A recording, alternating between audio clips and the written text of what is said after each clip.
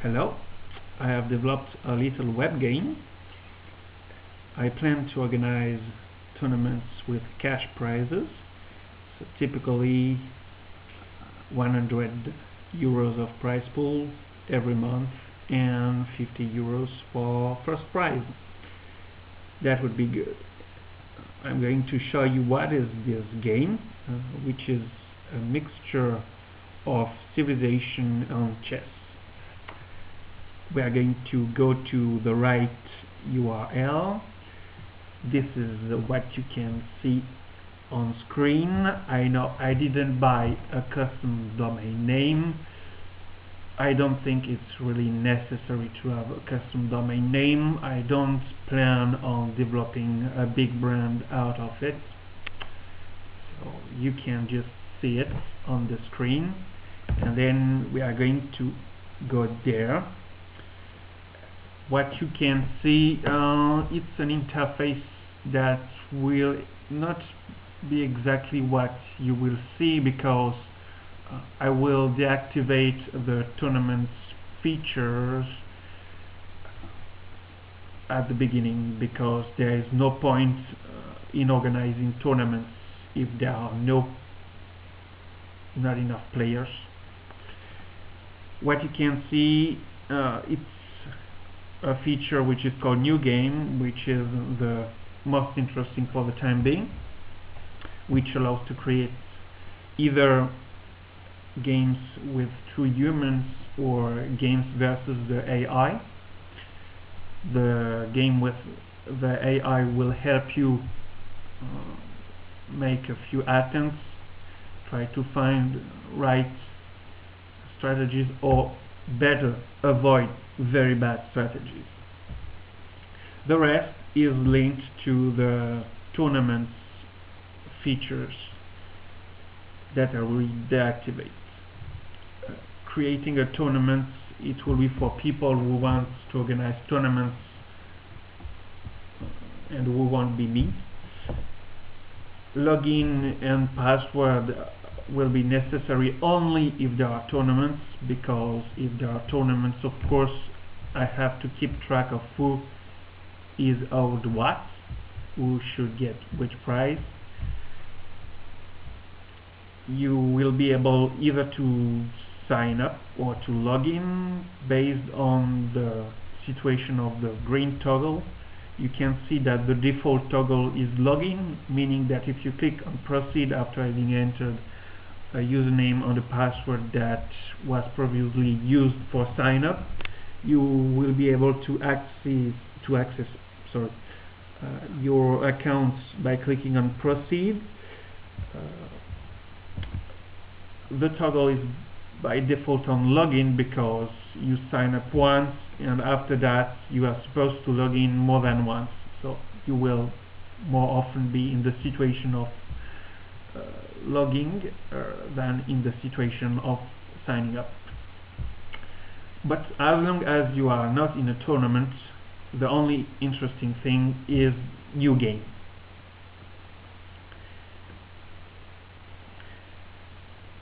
For a game versus the AI, we'll have to toggle. All the toggles are in green. We will have to toggle the green button, play against the AI.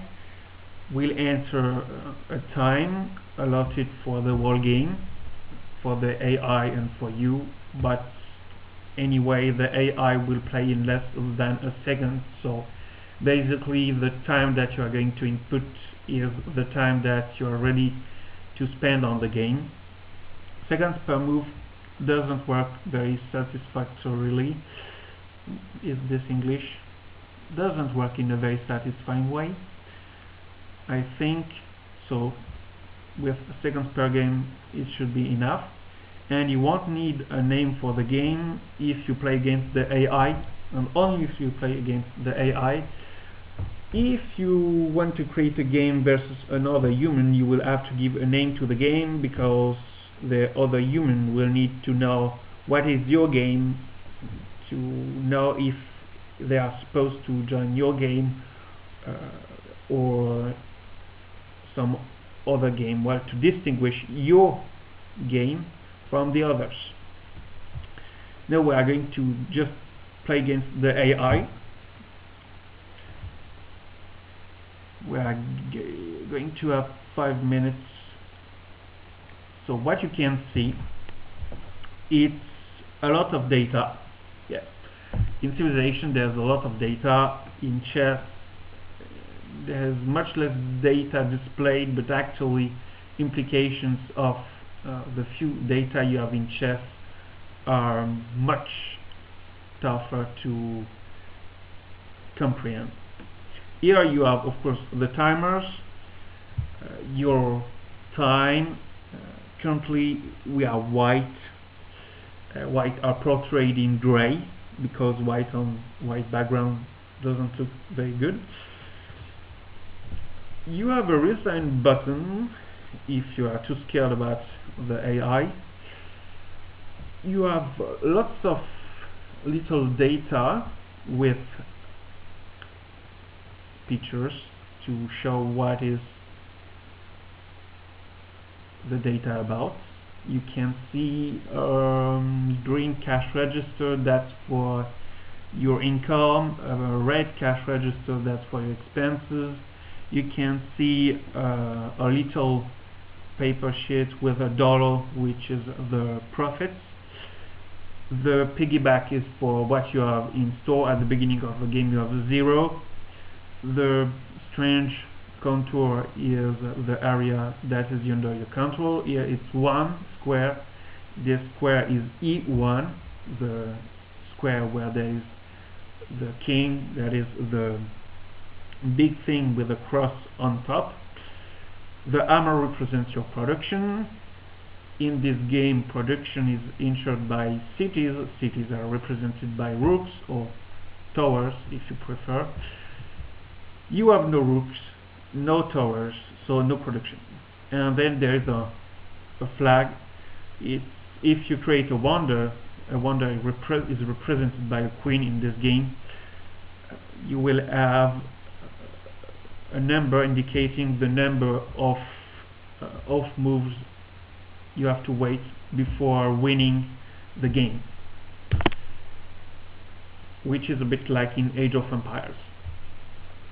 So what about the board? The board is not exactly like at standard chess or shogi or the Japanese chess. In a standard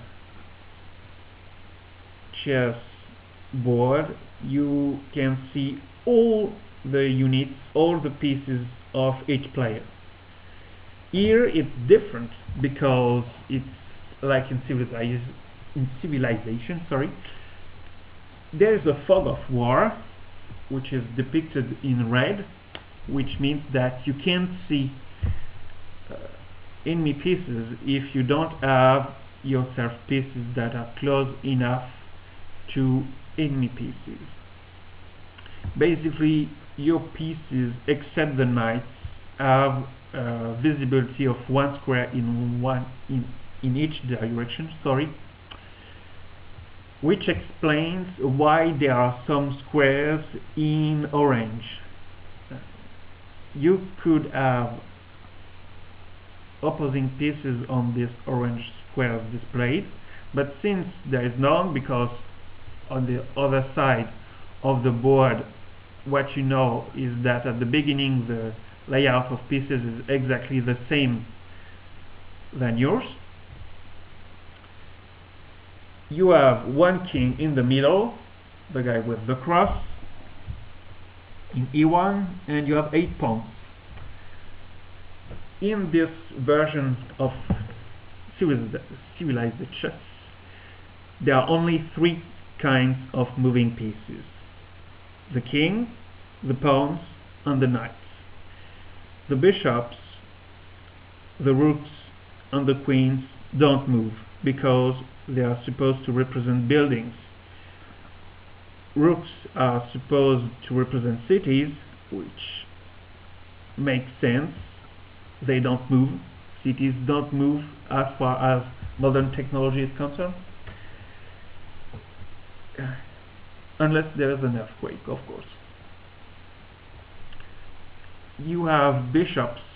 Since bishops were initially religious people advising the king, I chose to have them represent research facilities, giving access to some technologies, because in civilization there are technologies, in many strategy games there are technologies, so it would make sense to have the bishop represent the thinking part of your civilization.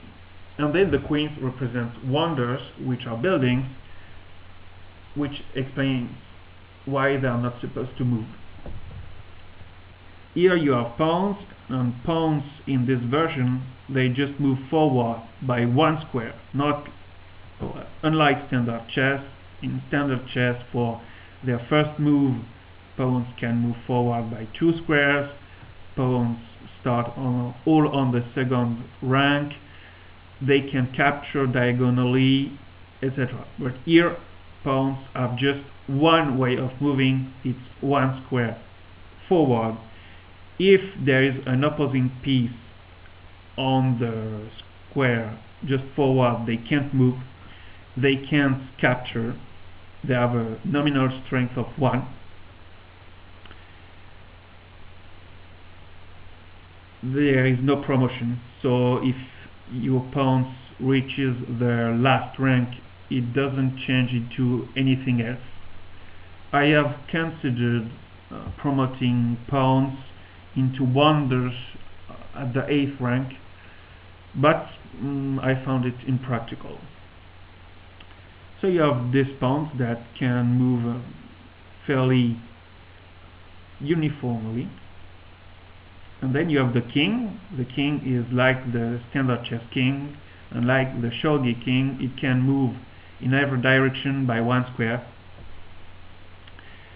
It can't trip over its own pieces, meaning that here the white or gray king has two possible squares, which are d2 and f2. So you have a number of possible moves which are pushing every of the pawns by one square forward, or moving the king on d2 or f2. What is interesting is that civilization and chess are turn-by-turn games, which allows for some kind of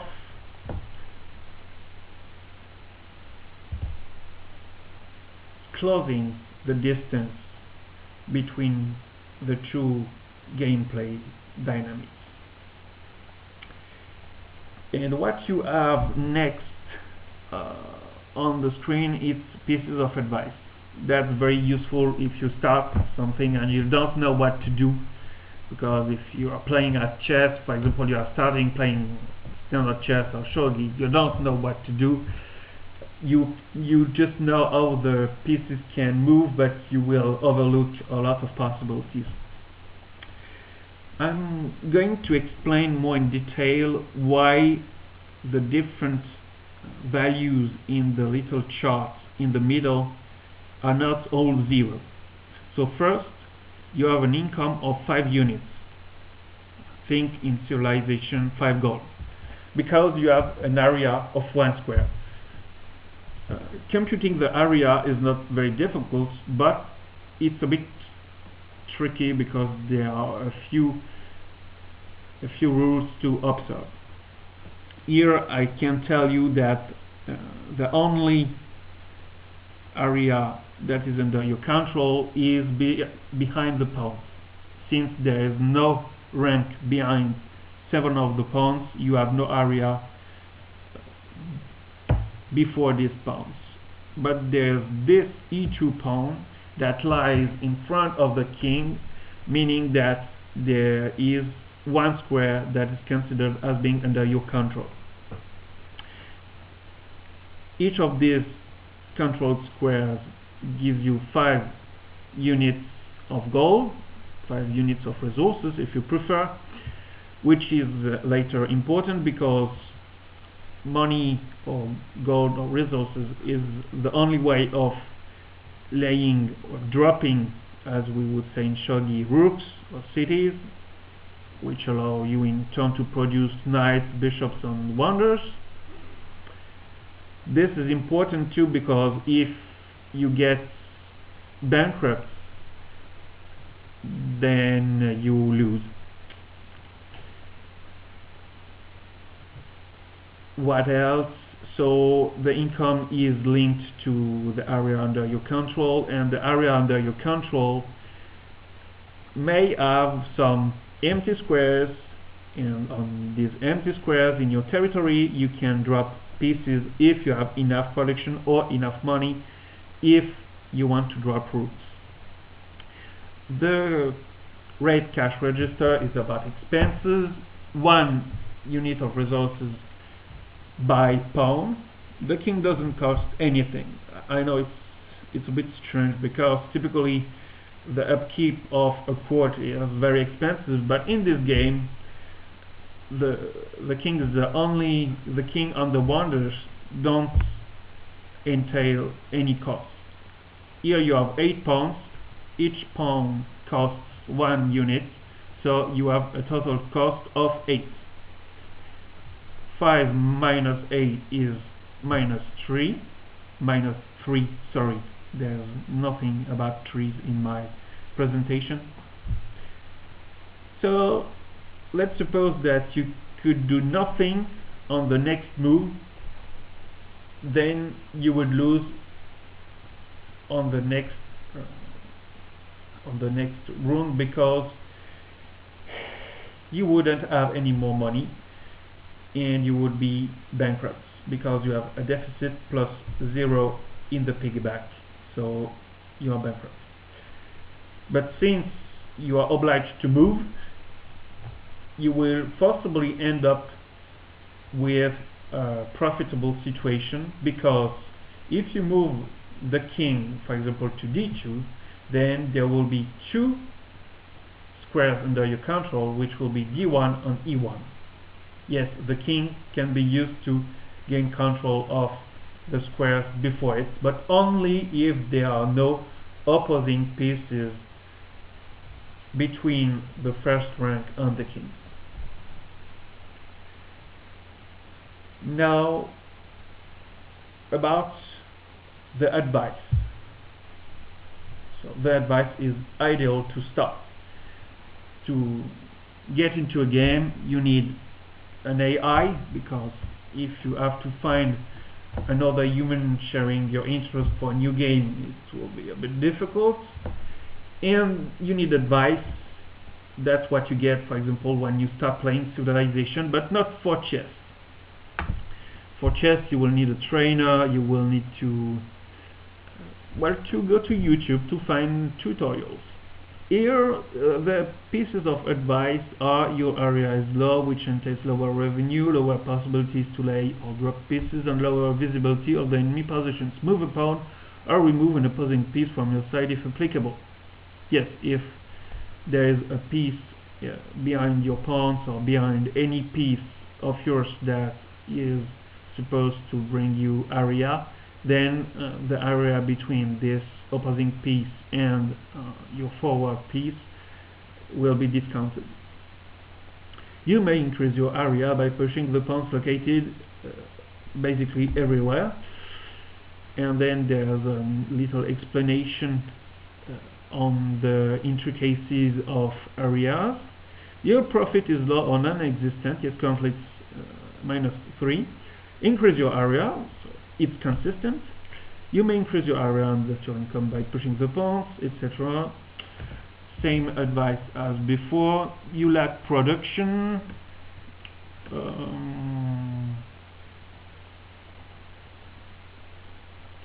You lack production, which means that you cannot lay or drop some pieces. But you lack area to lay a rook, which would allow you to produce more. Therefore, move a pawn forward. Everything is consistent. You lack knights. Knights allow you to attack, defend, and explore. Yes, but to have knights, you would need to have rooks to produce them, so for the time being it's not really an option. So the basic strategy is: one, you move a pawn; second, you have an empty square which is within your territory, and you can put a rook on it if you have a minimum of 10 in the piggyback. So while you don't have enough area, you don't have enough income, you don't have enough cash, and you cannot drop a rook, the rook that you need to start doing something. Basically, you need one rook to get one bishop, you need two rooks to get a knight, and you need 5 rooks to build a wonder. Which means that before getting your first rook and starting doing something, you will have to alter the position of your pawns during 3 moves. We are going to see how it works. So you can see that if you click on one piece that can move, then its possible destinations will be in blue. That helps to understand the game and to not do something strange. If the piece is blocked, you won't see any blue square. If you have seen that there's no blue square, or there's no piece to drop, the pieces to drop are in blue too and at the bottom of the board if applicable,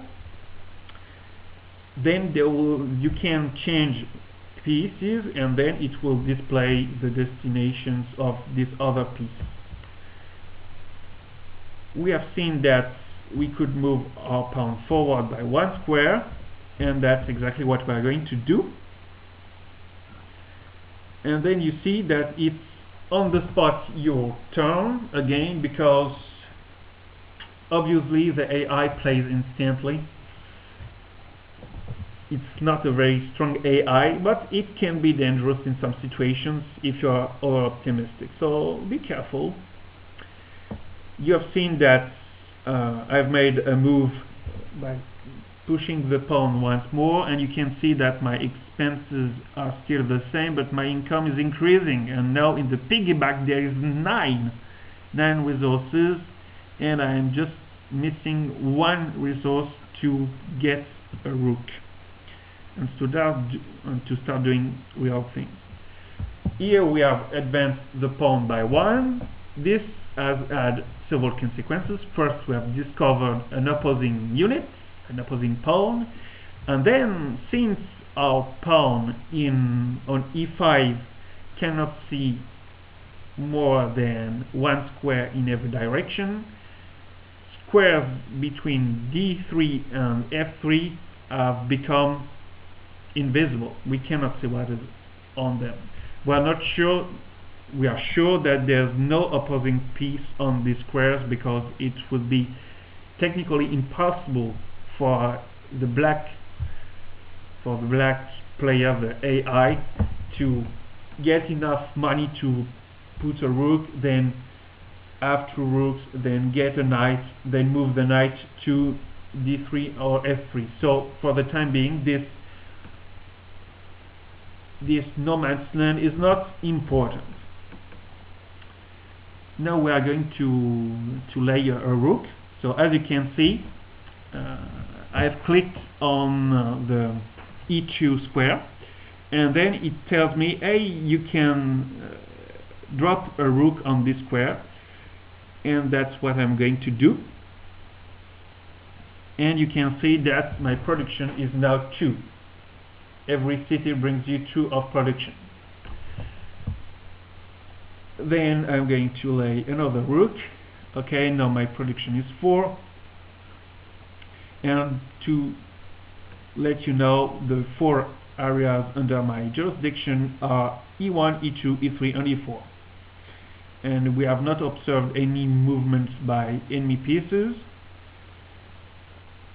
And now that I add 2 rooks, I can drop bishops and knights. I could have laid a bishop at the previous move, The bishops, so they are basically your technology centers, but they improve your situation in only two ways. Well, every first bishop will increase the strength of all your units for attack and defense by 1 unit, so meaning that if I had laid or dropped a bishop just before, the strength of all my pawns would be 2, of my king would be 1, of my rooks would be 6, 5 plus 1, and I would have no knight, because I would have only 1 rook, so no possibility to get a knight. You get a knight when you have at least 3 of production. But every second bishop brings you 1 of production, meaning that if I had dropped 1 rook and then 2 bishops, I would have enough production to drop a knight, but I would have no square to drop a knight, because e1 would be busy occupied by my king, e2 by a rook, e3 by a bishop, and e4 by a bishop. And here you can see that the pattern for the knight is a bit different. You can see that the knight can see more squares, not only every square around it within 1 square, but also squares that are further. And if you know standard chess, you know that these are the standard destinations of a knight in standard chess. In shogi, the knight has only 2 possible destinations maximum, meaning it's a bit obvious. If you can move your knight to some destination, then you should be able to see where it is going to land. That's why you can see more squares. Here these squares are C2, C3, C5, G3 and G5, and you are going to see that we can get to 1, 2, 3, 4, 5, 6 squares, 7, 8 squares, all 8 squares, following the standard moves of a normal chess knight.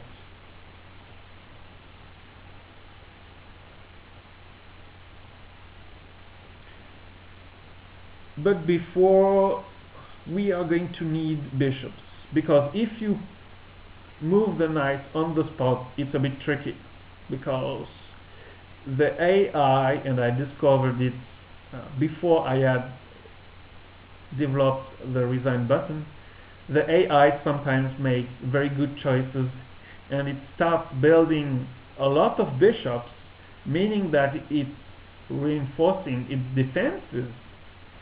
And if you just move your knight, then you are wasting a bit of time. That allows the black AI, well, here the AI is black, but it's random, so the AI could be white or gray. And when it has built a lot of bishops, then you will have gained nothing. You will have maybe captured 1 or 2 pawns, and that's all. And then the AI will start spamming knights, and you will lose, because the knights of the AI will be much stronger than any of your pieces, and it will start just destroying everything in your side. So I ended up 4 times in a row in situations like that because of playing too confidently. So now I've developed another strategy. This strategy is cool to defeat the AI with low risks. It's not completely fail-proof, but it works very well. Much better than the risky strategy of moving your knight on the spot.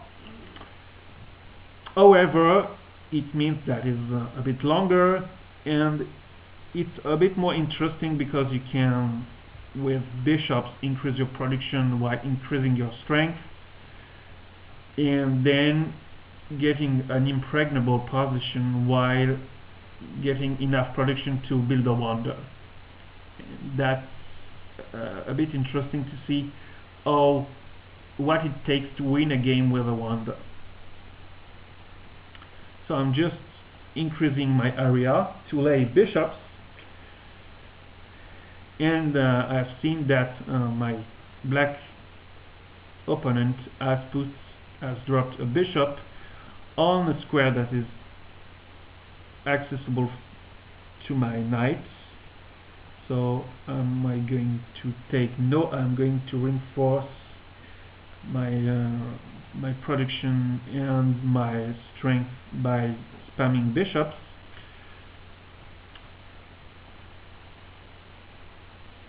So you see that I have a lot of money, but I have only 5 in production, which makes sense because every second bishop brings me an additional unit of production, and here I have 3 bishops, so I have only 1 even bishop. So I have added 1 to 2 times 2 units of production, and I have 2 odd bishops, meaning that I've added a bit of power to my knight, which is now 5 units strong. So there are units of production, units of strength, and units of money.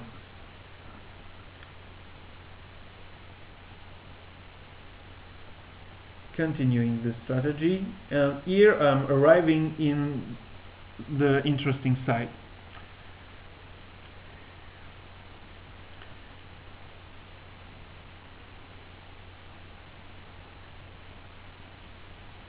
Okay, so I can see that they are opposing units, and I don't know if I'm strong enough to take them. I hope so. Yes, I'm strong enough to capture.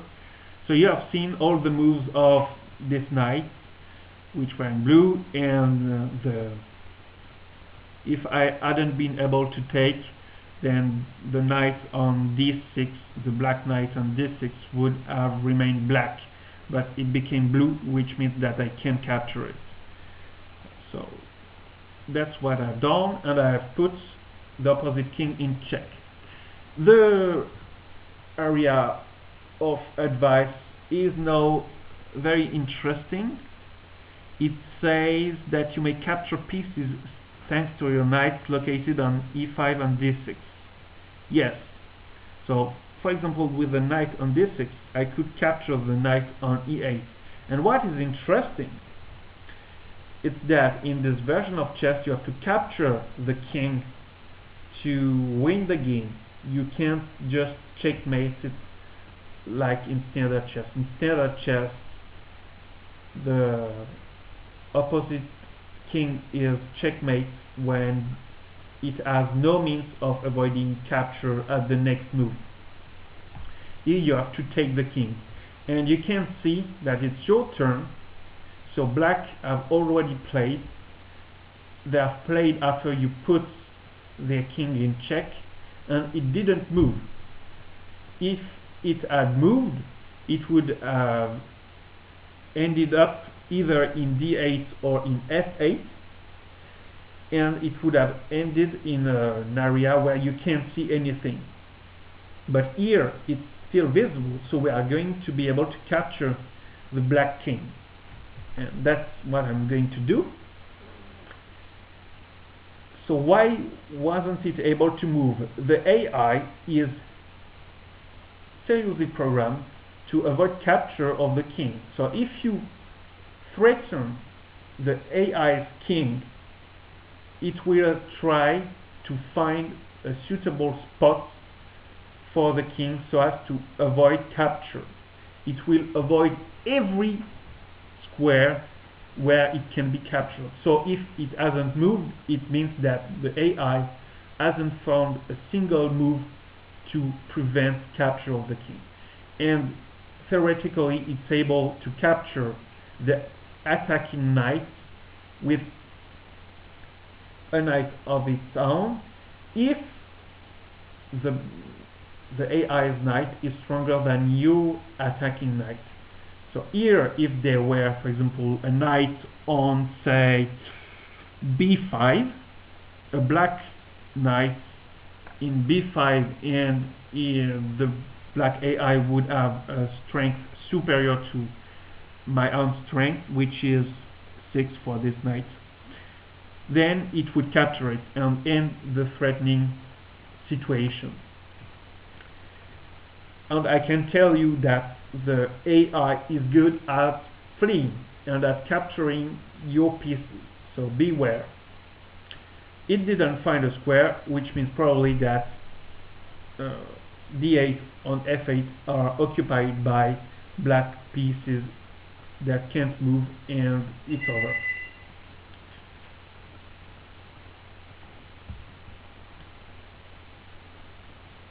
So I won. White won by capture of the black king. So I can go back to game options and change the option, for example, the time, or I can make a new game with the same settings, and that's an example of victory. There's something else that you may find useful about the tournament's business model. I don't plan to make a lot of money with them, but I plan to make some money, so you will wonder why and how. I think that the most sensible business model is for me to what is the word, to collect a little part, say 5% of the prize pool of tournaments created by other people, and in exchange these people will be able to display an advertisement during the games of the tournament. It makes sense because typically people in this kind of games, after the first few moves, they will start thinking, and the other player will not think as much, and the other player will be able to read about the advertisements. So it could be interesting as an advertising device, and this is something that is still more interesting than that, because you see, typically, and I've tried to solve this problem earlier with other ideas that were flawed, it's that the money of the advertiser flows directly to the company that hosts the content, but not possibly to the people who access this content. So for example, the Google business model is if you want to advertise, then you will have to pay, for example, $2 per click on your ad, and this money will go to Google and not to the people who are polluted by this advertisement. But I think it's not right. There's no need of an intermediary like that, and I want to be a better intermediary. I want to be a nice intermediary, meaning that in my proposition, people who create a tournament, they have an advertisement goal, and they are going to set up a prize pool, and this prize pool will go to a part of the people who have been polluted with the advertisement, which makes sense. Why would you put an intermediary in the middle that brings little value and not give money to people who are targeted?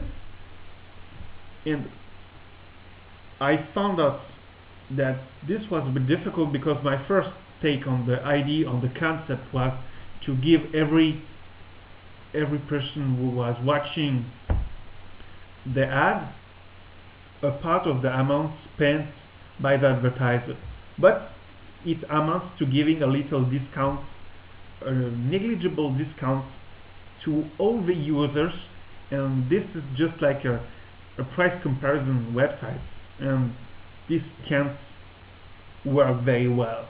It's very competitive, and the gains for the users are ridiculously low. So now this is much more interesting, because if you have less people who get a reward, but anyway those people who get the reward get a higher reward, it means that it will entice many other people to take part in the tournament, even if they are not sure that they will get a prize, and at least they will have fun. So what I'm trying to say is that if you want to start something free, if you want a business that is based on giving out a service and then try to monetize it, then maybe you should use this same concept, a gamification concept, and tell people, hey, I am changing my free software or my free object. I don't know, I don't think it's very easy to deal out free objects, but I will insert a game feature which will allow me to get advertisers to deal out prizes. These prizes will go to a few of my users who will have played the game, will have used the game feature, and I will make money for it in a much better way than just advertising and having the money of advertisers fall on my account, and then, well, getting only very few users. If you give out money, then people will come. If you don't give out money, people will just see, hey, this guy is polluting me with advertisement. Where is the upside? And as soon as there will be an argument for dropping your service, the person will drop it. But if there's a chance of making a little money, for example, you could try to have a tournament in which all places are paid if people have participated in all the rounds, even if it's a few dollars or a few dozens of cents, then at least these people will say, hey, okay, I've received advertisement, it's a bit embarrassing, but at least there was something for me. And that seems just much more sensible than the Google-like business model. So if you want to develop something like that, just tell it in the commentaries, and if it makes sense, maybe I will advertise it myself. By the way, I am dedicating a budget to advertising for this video, so that could be an idea. If you see that there are a few dozens, a few hundreds of views, to be integrated in future videos and to benefit from my own advertising efforts. So no problem, as long as your as long as your